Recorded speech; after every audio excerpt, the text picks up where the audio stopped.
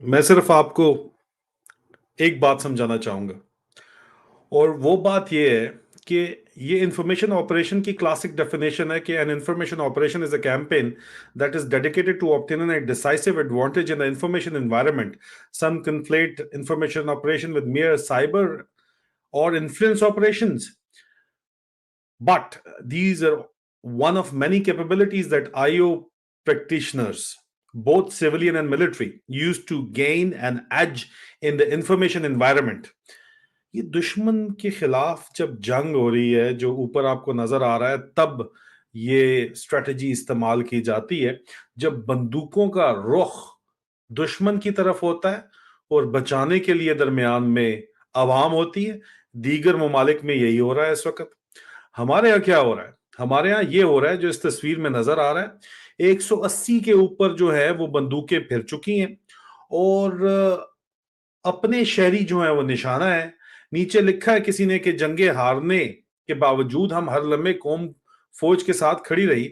आज कौम पर बुरा वक्त है और फौज माफिया के साथ खड़ी है।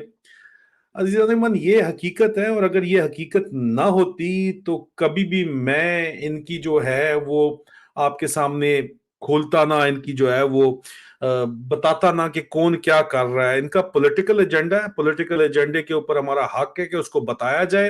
ये जो दो नंबरी कर रहे हैं वो हमारा हक है कि आपको बताया जाए। और ये जो कुछ दो नंबरी इस वक्त पाकिस्तान के अंदर ये लोग कर रहे हैं, ये आपके सामने आश्कार की जाए।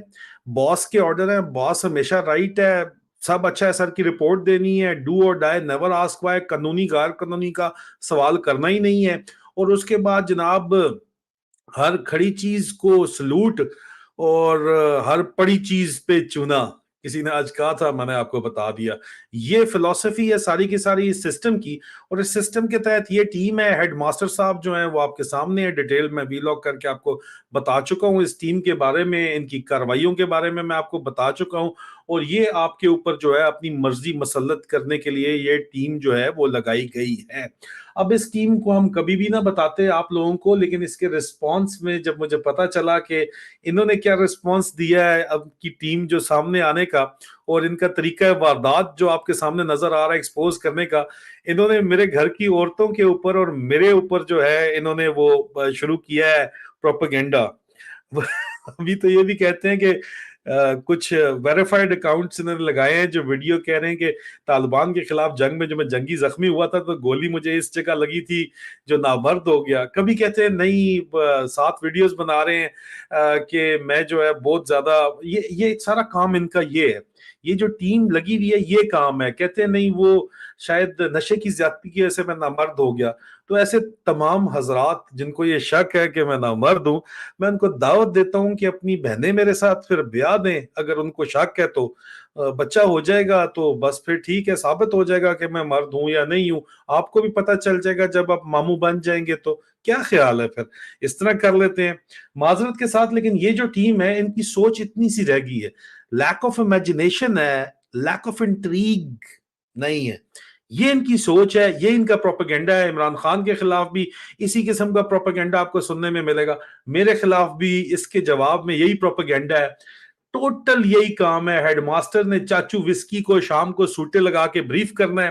خود چرس کا شدائی ہیڈ ماسٹر ہے اور وسکی چاچو پیتا ہے، اور وہ لگا دی میرے اوپر. انہوں نے یہ رسپانس ہے، یہ سوچ ہے. تو اس طرح کی سوچ کے لوگ یہ جنگ تھوڑی لڑیں گے. میں آپ سے پوچھتا ہوں یہ اس قابل ہیں کہ یہ جنگ لڑ سکیں؟ یہ ساری کہانی ہے عزیزان من، اور میں کبھی بھی آپ کو نہ بتاتا. سمری اس کی ٹوٹل یہی ہے کہ ویسٹیج آف پبلک فنڈ ہے.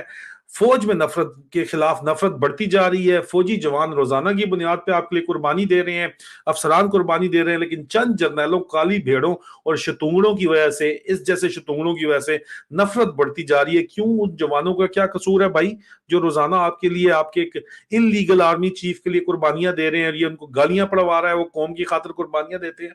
That is all and that is where I say thank you so very much. اپنا خیال رکھیے. فی امان اللہ.